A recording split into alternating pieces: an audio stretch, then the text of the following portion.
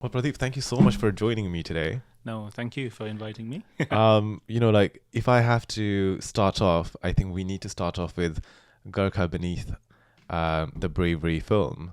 Um, some of us were lucky enough, and a lot of people managed to see the film during its premiere a few months ago. What was the moment like for you when you actually were there?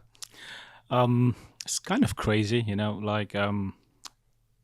you work for like 6, 7 years of your hard work and comes to the cinema.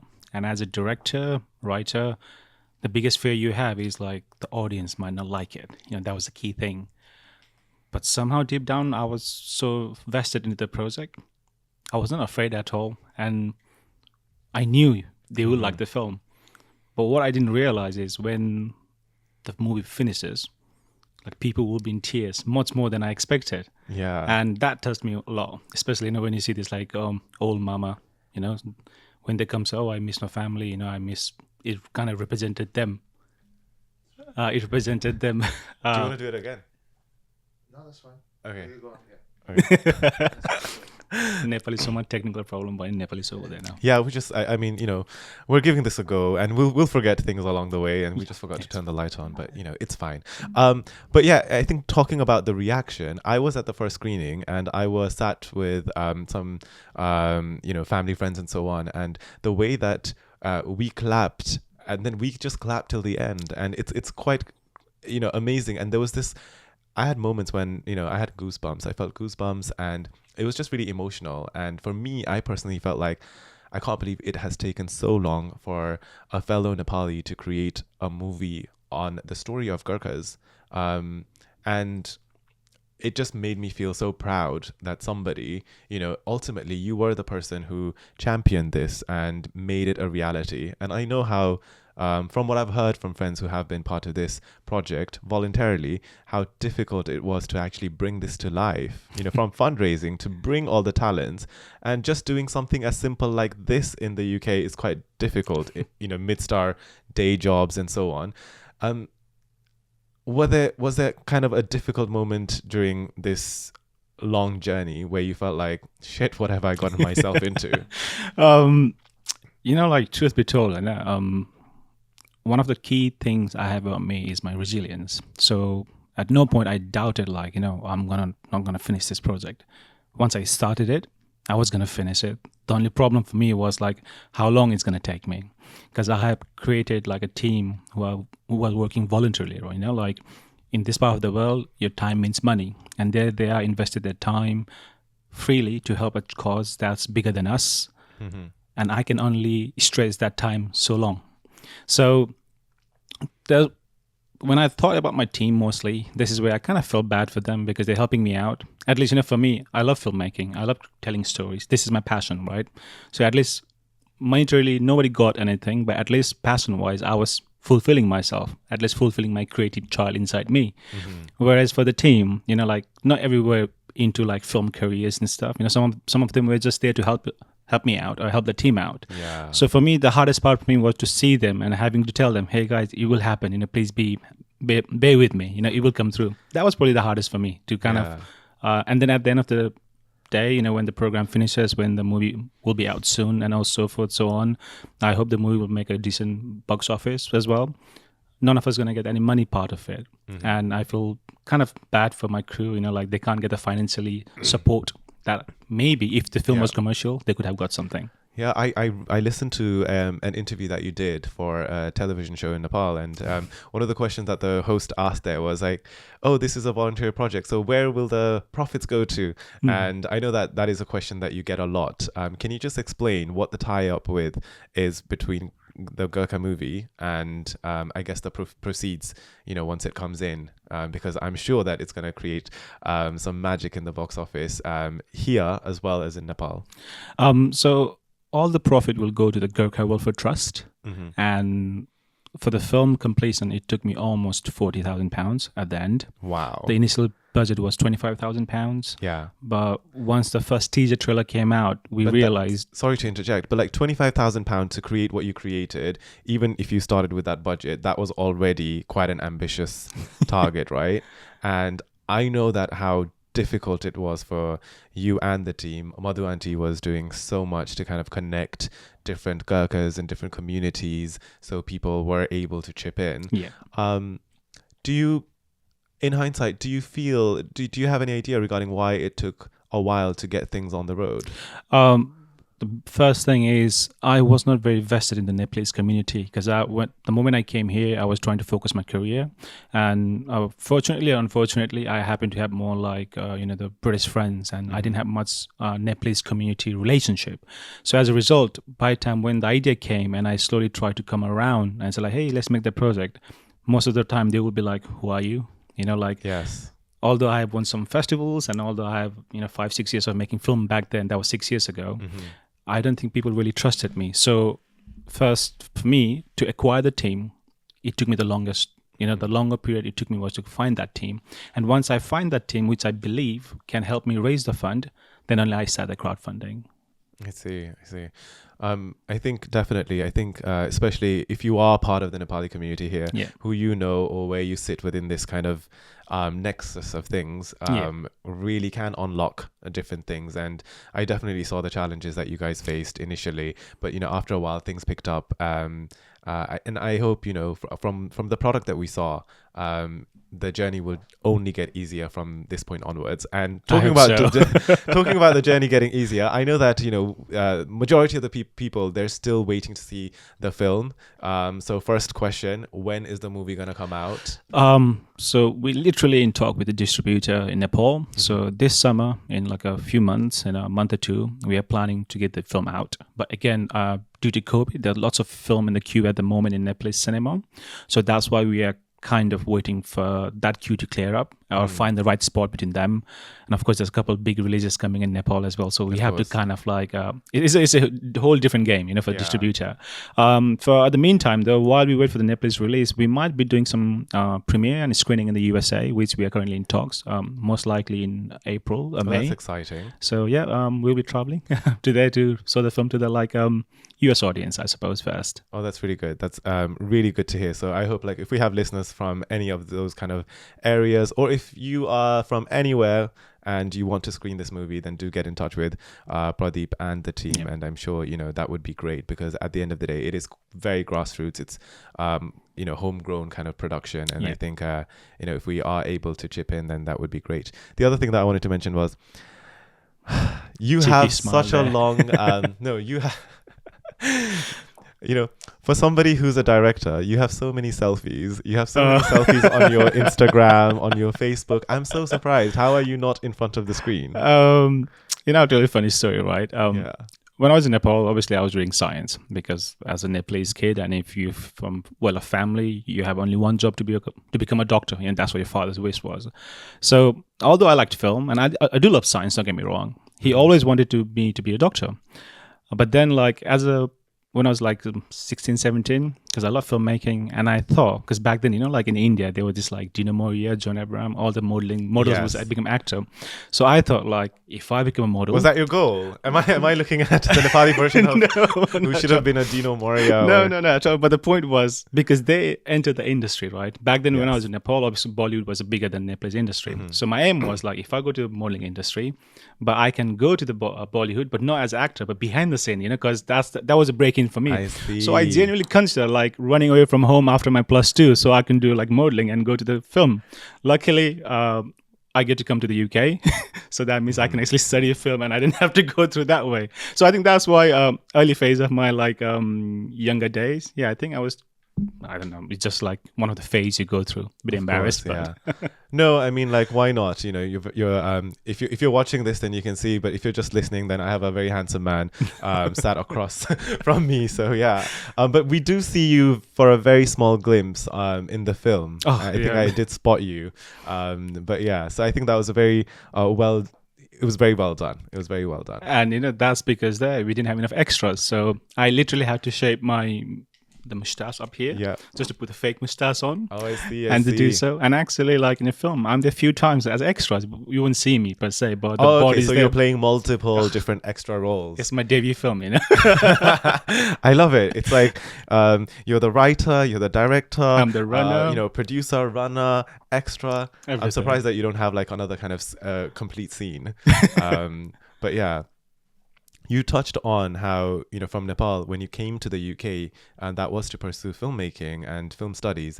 So does that mean that you always knew that this was something that you wanted to get into? To be precisely right, when I was like class 7, that's what you call it. I think I was like 14 years old. I loved film before that. I loved creative thing before that. But when I was like 14 years old, I had changed my school. Yeah. And that particular school, some reason, the whole point I went to school thinking like the way my father sold me the school back then was like it's Gandhi boarding school, and the school before I used to go. It's a popular school. Yeah, it's very popular back then. Before that was Tops boarding school, where like they would beat the shit out of you. And as a kid, it's Nepali school. Like if you do bad thing, and I was a like awful kid, so they would whatever they need to do. He kind of told me like if I go to that school, it's very westernized. Like they don't really beat stuff. It actually lets you grow itself. So when I went in there, it was true, like they didn't really, in top sporting, I used to get slapped to make sure if I didn't do my homework, if I didn't get studies. But there, like, they kind of give that space and they helped me to kind of touch my creative side. And instead of like focusing on science, I knew I was going towards the film side. Okay. And from then, it's like, the whole point of that, the modeling thing and all this thing, I was like from 14 years onwards, I can, back of my head, I'm thinking I need to kind of get out of Nepal if I really want to do the creative thing. Because if I stay in Nepal, no one's going to let me do any creative thing at all. So from the 14 years old, I knew what I was doing. When I came to the uni, again, the first year, kind of lied to my parents saying I was doing something else. I was doing science. What year did you move over to the UK? 2007, 2006-7. So I was I see. 17, 18. Nice. And then I kind of lied to my parents, saying like, hey, I'll be doing science, business stuff, but I was doing film. Oh, wow. I'm sure a lot of people would be able to relate with you there, because I feel think like so. there's a lot of layers in terms of the things that we tell our parents and the things that we're actually doing. So when you moved over to the UK, was it an independent move, or did you have your family move with you from Nepal? So literally I moved with my parents. Okay. So they were here, and so that's why it was a bit easy for me in terms of like I still have to work and stuff like that. Of course. But my brother was here in the army as well, so I wasn't alone per se. Yeah. And do you still have your family in the UK with you? My parents, they moved back to Nepal after a short period of time. My middle brother, he's still here with his family. Nice. So has your in terms of your family connection, do you come from a military kind of Gurkha family background as well? Yeah, my father was army, British army. My older brother was in Singapore police. My middle brother, he was in British army. So all army, and I'm the black sheep of the family. So I just have to kind of, with everything that was going on around 2021 with the Gurkha rights campaign and mainly for equality and so many different grievances, and your movie coming out around the end of 2021. Yeah. I personally felt like, because I was quite, active in terms of seeing what was happening with the Gurkha Satyagraha campaign. Yeah. How did that make you feel? Because, there's an element of, you're capturing things that so many even younger people who come from this Gurkha Nepali heritage in the UK, we're not kind of seeing their story told in a very human level, which your film does so well.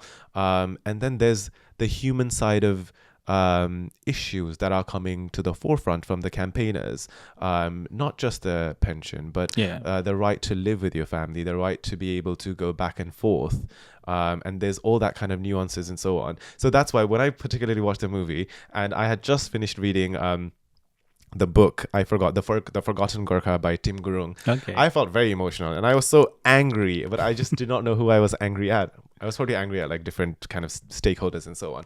But like, everything was kind of coming into fruition and there was that kind of huge momentum. Yeah. And the people from the campaign were also at the screening as well. And I know like later when I connected to Ganar's mama, he was very emotional. Yeah, he was in tears. Literally. Yes.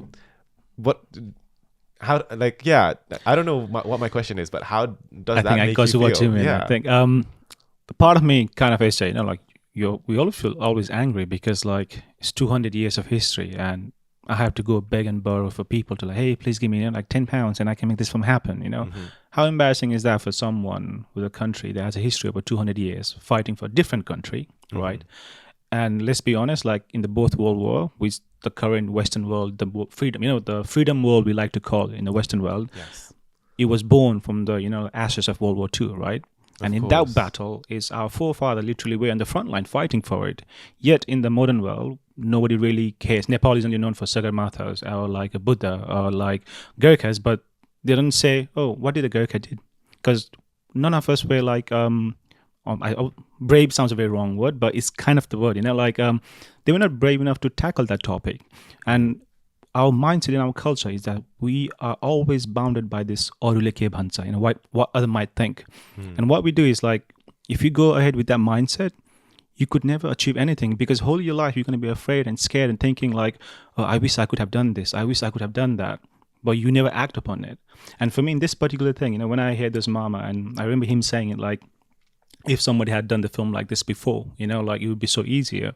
And my point was, obviously I didn't say it to him, but deep down I was thinking to myself, but yeah, why didn't you guys do this before? You didn't have to be like really this Hollywood level, because if you make a film about like Gurkhas like 50 years ago and it wasn't that good, no one's going to be mad at it, because at least you will have like 50 years to build upon a new film industry based on the Gurkha, right? Exactly. But we are too afraid to take that first steps. And I realize, although we come from a very brave country, our Nepalese people are known to be kind but brave at the same time. But when it comes to things like about challenging yourself, I realize we are quite backwarded in that regards. We always worried what other might think instead of like going with the guts. Yeah, no, I agree with you, and I think that's such a great kind of reflection that it's best just to start now. Yeah, it's best to start now rather than waiting for somebody else to do it, because now, and that's what I think, if there's going to be another film based on a Gurkha or the story of Gurkhas by a fellow Nepali director and so on, bring it. We need more, because this story can be told so many times, because this movement and this generation of people have been there for over 200 years. It spans not just UK and Nepal. There's fellow Nepali Gurkhas in so many different countries. And we are missing all these stories. And what we miss is a story that is created or written from a perspective of a Nepali who knows the challenges and the things that we have lost out on. And I think you, being a son of a Gurkha, can bring these elements, because sometimes मेरो बाबा मम्मीहरूसँग कुरा गर्दाखेरि, specially बाबालाई भन्दाखेरि, तपाईँहरू पहिला अब छुट्टी होइन 3 वर्षमा एकचोटि छुट्टी जानु मिल्थ्यो, त्यो पनि 5 महिना एकैचोटि जाने. And isn't that scary, because 5 महिनासम्म अब पैसाले थाम्छ कि थाम्दैन. And also कसरी चाहिँ एउटा marriage work हुन्छ when you're only seeing your wife once every 3 years. That's destined for challenges, that's destined for, I don't know, questions around faithfulness and so on, and which we've seen and experienced from personally our own family members, or from what we hear and stuff. And sometimes when I do speak on such matters with my dad, he almost says like, oh, but त्यस्तै थियो खालको हैन. And I think that is among so many different things that the campaign is like talking about. It shouldn't have been like that, you know. And I think your film touches on that, and I really liked it. There's some really kind of poetic elements of the movie. Not just Samir, who's done a brilliant job, but this I don't want to talk too much about the movie. Family side of it, I don't want to talk too much about the movie because I might give it away. But yeah, the family element of it, because we're always like, oh, Gurkha, bir, brave, khalko. And that's how a lot of non-Nepali people see and perceive as well. And you almost forget, like, actually, who are the partners, the children? Are they actually there? And how do they feel? Somebody can even just create a whole movie about what it means to be a wife or a partner of a Gurkha. And I feel like that would be equally interesting too. Put it this way, right? If imagine like our industry was a very well-off industry, like Nepali film industry was like booming, people actually go to cinema day in and day out. They have Netflix's, Amazon Prime, all these things. They can literally make a housewife of Gurkhas, Gurkha housewife. They can literally be a series. Yes. Literally, you can make the whole story. Think about all the drama and the gossip, the Gurkha housewives. Imagine your husband coming and say, after 3 years, you go to see him like 6 months, and then things had changed. Normally when the first time when they go in, right? Yeah. It's like they're very young. They go like 16, 17 years old. They go in there and they come in, they have a few mustaches in their upper lips and they get Yes. married and they go away for 3 years. By the time when they come back, they're 24. They're actually, now they're men. So when Yes. they first married them, they're mostly almost boys. Of And course. when they come back, they're men. So the person you got married might be completely different after 3 years, Isn't that crazy? Exactly. So, and like your dad said, they stayed here once on Santa. Again, like, on the hindsight, it's easy for us to, say like this and that, Agreed. But knowing our parents, it's kind of understandable as well. Okay, back then, like, everybody was doing that way. हामी चाहिँ अहिले कस्तो छ भने हामीलाई सुख धेरै छ के. I know we still moan about things, saying that's not enough. I wish I could have this and that. But basics are there for us, at least in the UK, right? But for back then, if you're someone who's hearing this from Nepal, or if you back then, even worse, basic till now is not even there. For example, all the basic necessity a human would need to have, like a basic life, a basic livelihood. In Nepal, even if you want to work, you cannot get that job or you cannot get the opportunity. So when our parents says, "Paila त्यस्तै थियो," I really do empathize them. But sometimes I do get mad at them, deep down, like, but you came to the Western world, you have seen the change, like the changes the knowledge you could have gone back, so when you return home and you can take that knowledge with you, like you could transform so many things. But I think they did in their own way. Yeah. That compared for us, it feels slower because when I grew up, Nepal, I was born in '87. That's like 34 years ago. And Nepal, looking back through the history lens, it looks so underdeveloped on Santa. Yet there's like for 100 years, people from Nepal been traveling abroad, to kind of, I know Gurkha is for mostly army, but still they get to see the culture, learn the culture, learn the new skills, and I take that skill set back home. So yeah, sometimes it's frustrating, but again, I do understand. It's easy for me to be in the silent and comment. No, like I completely agree with you. It's easier for us to sit here and think about why didn't, but also, that's why you're doing something. And that's one of the best things. And this is just the beginning as well. And remember, it's we doing it because you're part of the project helping us out as well. So it's all of us doing it. Yeah, I was just amplifying, which was very tricky considering that it was the pandemic. So it was a lot of Zoom talks and so on. That's also when I discovered that Pradeep likes a drink or two, kukri rum, so the alcohol kind. So yeah, like in terms of life in the UK, obviously, there's the interest in pursuing film and writing and so on, but what are some of the things that you like to do during your free time? I have a very curious brain, right? So like, even when I live on my own. So when I live on my own, normally what happens, my brain. You have a cat? Yes. It doesn't Don't count forget. because it doesn't talk. Oh, And he lives rent free, and all he does is like poops and just like pukes and just runs around and bites. Like I feed him, but he bites and scratches anyway. Different story. My brain is quite curious normally. So like even when I'm not doing anything, it's like I create lots of stories in my head, and sometimes I realize I create so many stories, and I don't write them down per se. I try to store in my brain. And for me to make that space, I try to remove my memories. So I realize there's things I kind of forget. oh my God, this sounds like my document folder, and then there's a folder, and you kind of like move things from one folder to another folder to create space for more stories. And there comes a point where I kind of realize there's a certain basic thing with your friends, family you do, and I can't remember it. And sometimes I feel I'm just using that excuse to say, when I'm old, I'm going to get dementia, right? I do make a joke. I know it's not a very nice joke to make about, but as a personal thing, I say to myself, I'm definitely going to get dementia. But looking back, that's why I think, even in my free time, of course, I play sports. Well, not anymore. I hurt my legs, but normally I like sports. I like watching sports, stuff like that. But thinking, I do lots of thinking. Okay. That's nice. Some thinking gets us somewhere. I think so. Yeah. If we start like activating, the action side of thinking, otherwise we'll just sit there thinking as well. So that's why I think when your brain thinks, like, it's easy to. For me, I literally map out this film in my head first before I would do it. So every project I start, the reason why most of my project, I would say, obviously, once I learned all the lessons, right? Every project I start, I always finish it because I'll make sure I'll spend a month ahead thinking.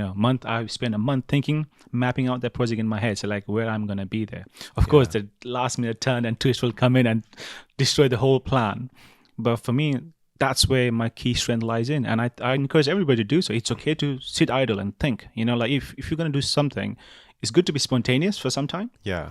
But planning is the key for everything for me. Adding on to that, so to be able to think, obviously you need to be in like a really good kind of clear frame of mind to give you 110% and so on. But I know that I believe that in addition to being a creative person, you also have a day job. So how do you juggle the two different things? Luckily now I quit the day job, right? But before, yes, when I started the project, yes.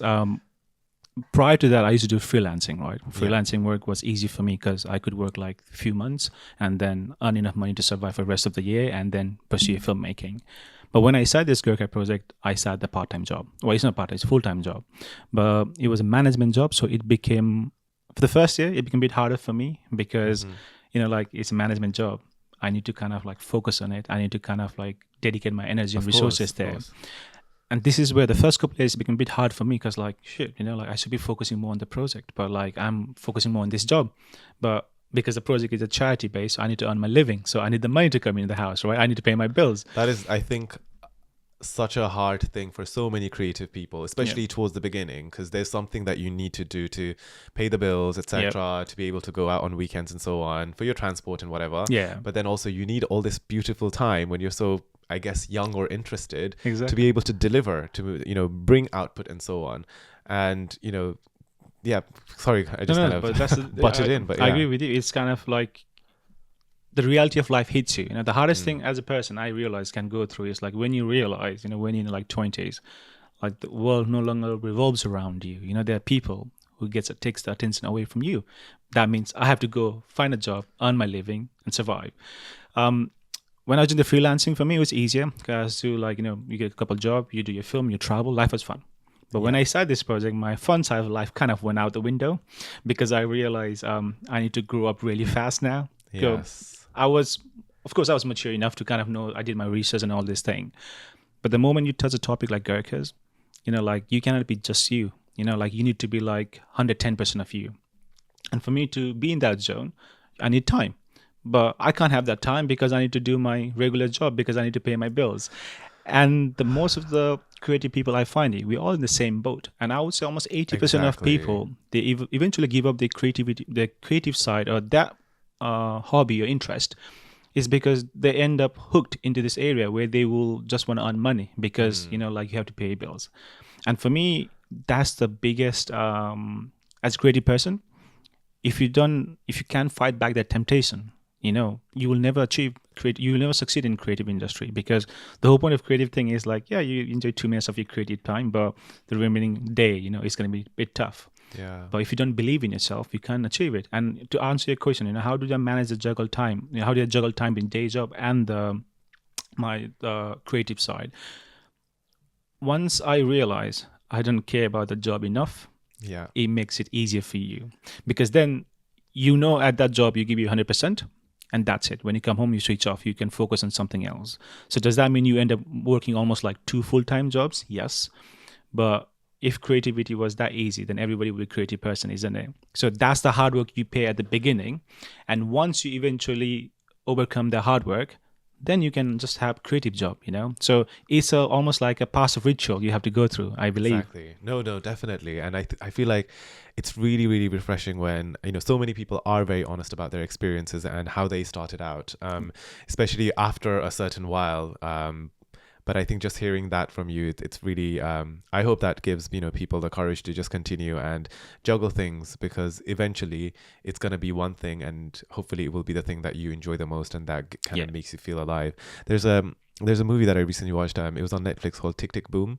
And have you seen it? No, I didn't watch it, but I saw the trailer for it. Okay, cool. It's a really long movie. It's quite, I guess, serious. But it's about this person who wrote Rent and a musical called Tick Tick Boom. And Andrew Garfield was in it. Andrew Garfield, yeah. I mean, I like Andrew Garfield, so that's that's the reason why I watched it. But it's about, and he toils so hard in between, and everyone is like, why don't you get a real job? You need to stop now because it's been so many years and your creative work is not really going anywhere. Like no one's buying your script and so on. Yeah.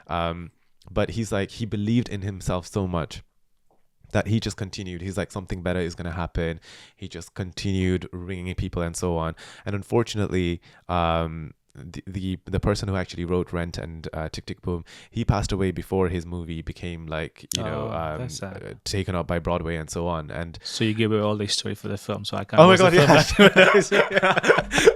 Yeah, never tell me a secret. But anyways, but yeah, so it just kind of, I think that kind of level of determination and drive is so commendable, and I do see that a lot in people who are kind of ready to broach this area. Yeah.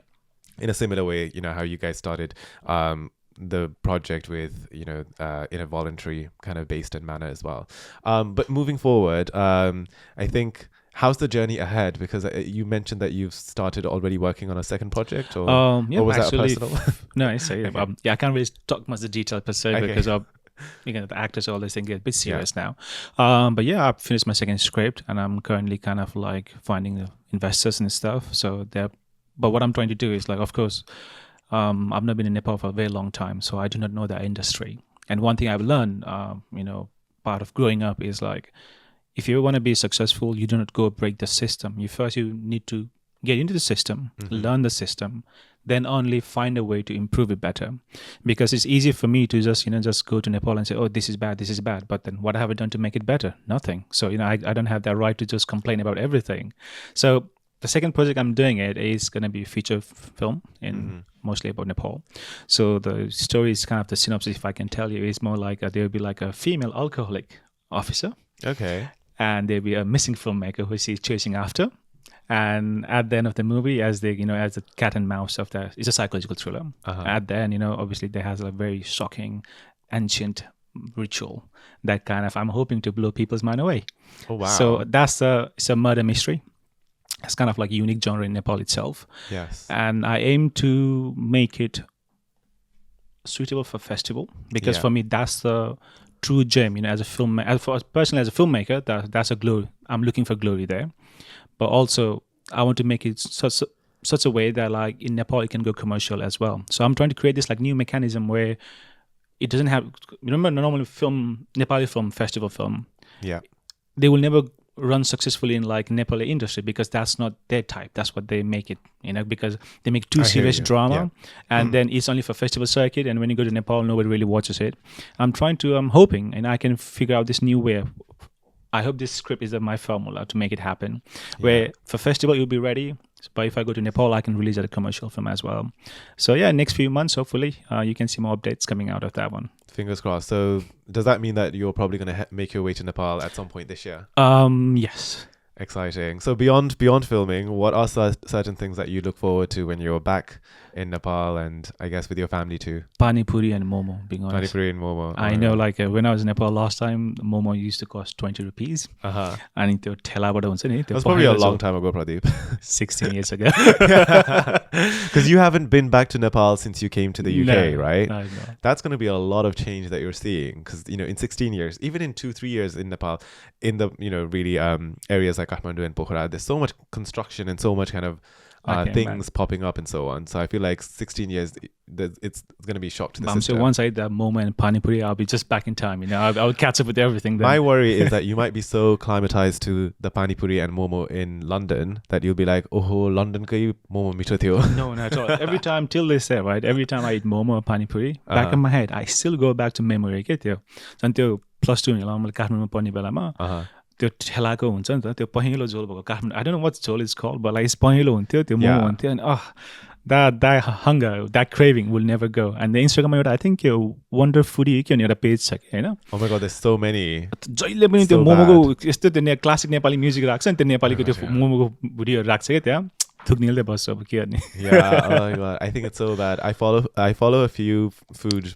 Instagram vloggers and so on, Nepali ones, and like the places that they go to and so on, it's like so interesting. And some of these places they're not even fancy. They're very local, and they're very food made from the heart, right? And I think that's like the best. And I sometimes I remember म पहिला नेपालमा हुँदाखेरि कहिलेकाहीँ जाँदाखेरि चाहिँ त्यो फोटोहरुमा हेर्दाखेरि चाहिँ you forget, you don't know what it smells like, the scent Okay. or the smell. Ani, but sometimes when you go to these tekwa places, because there's so much smoke, this it's awkward to go somewhere else because you just smell like smoke. So I would always be like, okay, I can only go to certain places at the end of the day. Otherwise, I'll be walking around Darbar Marg smelling like I'm roasting.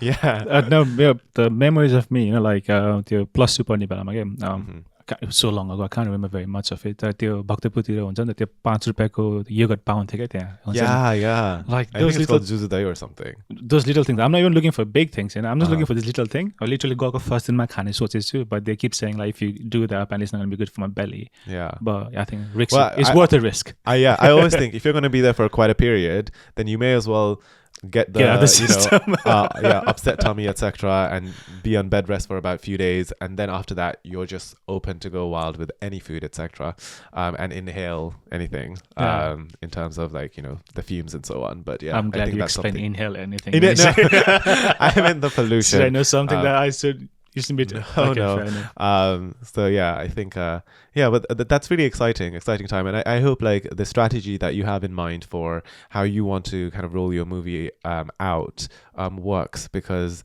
I do feel like there's a bit of a separation in terms of the certain types of movies being screened at film festivals and so on, and the movies that are doing commercially well in across cinemas, not just in Kathmandu but outside in the other territories as well.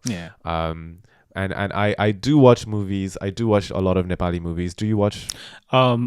Recently I'm trying to do my homework per se, so I'm doing it. And I would say like I feel like technically we have improved a lot, but in 90s I was a big Nepalese movie fan. Don't get me wrong. 80s ko movie, Nepali movie, I find is one of the best film. कथाहरू हुन्छ नि त, सामाजिक स्टोरीहरू हुन्थ्यो होइन, एउटा character हुन्थ्यो, तुलसी कुमार डिरेक्टरजीहरू उहाँ नि, एज अ किड आई लभ वाचिङ द्याट फिल्म. अनि आई थिङ्क यो लेट 2000तिर चाहिँ like we went far ahead with bit like त्यो almost like we copy Bollywood typeको. अनि कथा बसमा भन्दा we just focus on technical partमा के, and as a technical part now we नेपालको त्यो टेक्निकल साइडमा हेऱ्यो भने त राम्रो छ नि त. हजुर. तर the basic kathama nai, I feel like we don't invest too much time. And Nepal being a home of like Hindu religion, I know. And if I'm not wrong, Hindu religion has like 3 million gods. Ani हाम्रो बच्चामा महाभारत सुनेको, रामायण सुनेको, कति turn and twist हुन्छ नि त्यो कथामा के. हाम्रो Nepali audience चाहिँ त्यस्तो खतरा कथा सुन्ने बानी छ, तर जब फिल्ममा कथा हुन्छ एउटा बेसिक लभ स्टोरी हुन्छ, यसकै like as if like the writer like say we don't really recognize enough in Nepal. So I really hope like मेरो एउटा चेन्ज चाहिँ मैले नेपालमा ल्याउन सके भने चाहिँ something cool, inspiring story भनौँ न, some inspiring story. अनि मैले चाहिँ होल पोइन्ट सिनेमाको चाहिँ मैले कस्तो गर्छु भने, मैले बच्चामा चाहिँ सिनेमा हेरेँ, इट लेट मी इन्सपायर मी, म सुत्ने बेलामा सोच्थेँ कि के भएको भन्ने हुन्छ नि त, त्यो थट प्रोसेस नै आउँदैन कि आजकलको फिल्ममा, इन्क्लुडिङ हलिउडको. त्यो नेपालमा चाहिँ यता पनि त्यस्तै, यो अलमोस्ट लाइक एउटा फर्मुलै छ भनौँ, सिनेमा एउटा फर्मुलै छ क्या, हाउ टु पपकर्न फिल्म जस्तो. हलमा गयो, एकछिन रमाइलो गयो, हाउ गऱ्यो, अनि हलबाट निस्केपछि you don't really remember much about the film, तर एटलिस्ट पैसा खर्च गऱ्यो अनि you want to go that again to fill the experience भनौँ न. तर म चाहिँ त्यो I want to bring back त्यो almost like classic cinema होला, where like people used to think about the character. Okay? 2-4 दिन पनि तिमी घरमा गइसक्यो and you still, that story, that character still bothers you नि त. And as a filmmaker, greatest success भनेको नै to plant that seed in your brain, so तिमी 2-4 दिनमा नि तिमी के curious भइराखोस् के. So I hope I can make that change. Let's see. That's exciting. No, I hope, I honestly, I completely agree with you there. I watch a lot of Nepali films, friends or go, or even just to see what's happening and so on. And I do agree that I think the story element is something that we need to kind of get braver at and so on, and maybe making difficult decisions to cut certain things and so on to make things much more leaner as well. But yeah, all the best with the kind of movie plans, and I think equally for Gurkha beneath the Bravery to come out to more people, not just in the UK but Nepal and USA as you mentioned. I hope we can do something like this again in, who knows, maybe Nepal. Yeah, sure, why not? Yeah, maybe with your other kind of cast and crew members once the movie gets on the show sometime in the future as well. And so while that, like of course my cast crew obviously, like they work hard for me. This project wouldn't have been possible without them as well. So I really hope when the film comes out, like normally कस्तो हुन्छ भने यसो film आएपछि हाम्रो नेपालीहरूको अडियन्सको बानी चाहिँ just हिरोलाई हेर्छ, डिरेक्टरलाई हेर्छ अनि सकेकै त्यहाँ हुन्छ नि त. तर film is made by group of people होइन, सबै डिपार्टमेन्टको आफ्नोको ट्यालेन्ट्सहरू हुन्छ. आई होप लाइक अल हाम्रो अडियन्सहरूले चाहिँ they will recognize beyond just the duta manseke, the Yeah. people behind the scene who helps to make project happen, And I really hope so to comment section go and please say, all crew member and tarif gardinu hola. Yeah, definitely. And I think you did a really nice thing at the end of the screening of the Gurkha film. At the end, you asked everybody who was associated with the movie to come on the stage and take a bow and so on, because as you said, there's so many people working behind the movie, and it takes a whole village to actually get things done, and not just limited to few people. And I hope that kind of culture and ability to recognize talent continues wherever you go, whether it's Nepal or whether it's France or America.